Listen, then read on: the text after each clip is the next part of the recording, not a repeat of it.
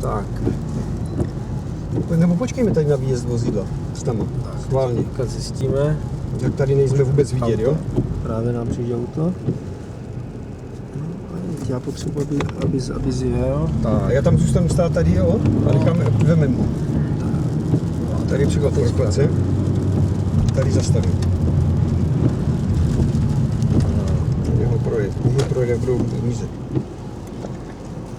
Jsem před přechodem pro chodce, kde se údajně mělo dojít k přestupku. A díváme se na vozidlo, které nám mizí na mostě za horizontem. Krásně, zřetelně celé zmizí. A jede druhé vozidlo, které je o něco málo dokonce i vyšší. A opět zmizí za horizontem, co nám krásně bliká.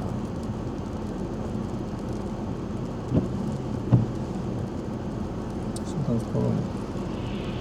A všechna vozidla se nám ztrácí v místě, kde dojíždí ke křižovatce, která kříží silnici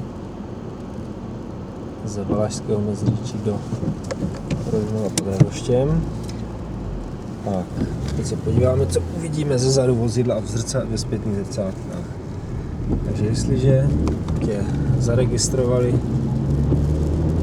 někde zde, přechodem přijeli, tak se podíváme, co uvidíme ve zpětných zrcátkách. Tady ještě ano. A už nám vozidla mizí za horizontem a to jsme ještě nedojeli k křižovatce.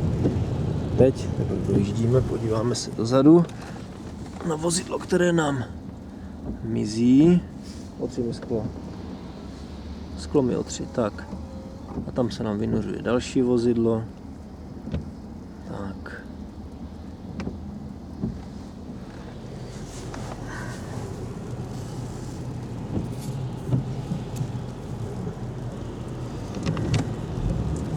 Jsme na to křižovatce. Si měli policisté točit. Stavit doleva. Točit se na křižovatce.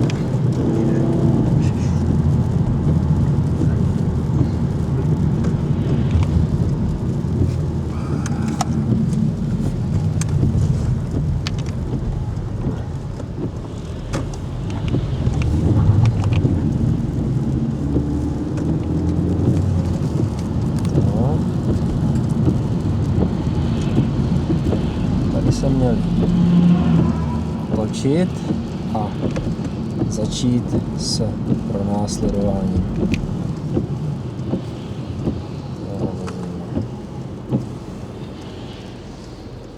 Tam vidíme vozidla, která nám krásně mizí za horizontem, takže kdyby co dělali, tak tě prostě vidět nemohli.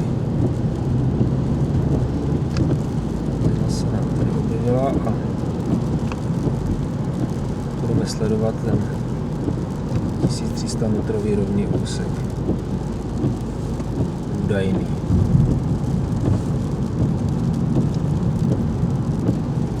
Blížíme se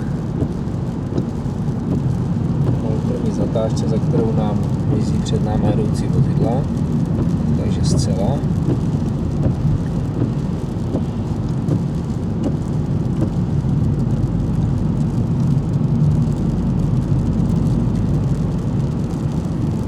Opět spatřujeme, aby nám zanedlouho zmizela ve druhé zatáčce na tomto úseku.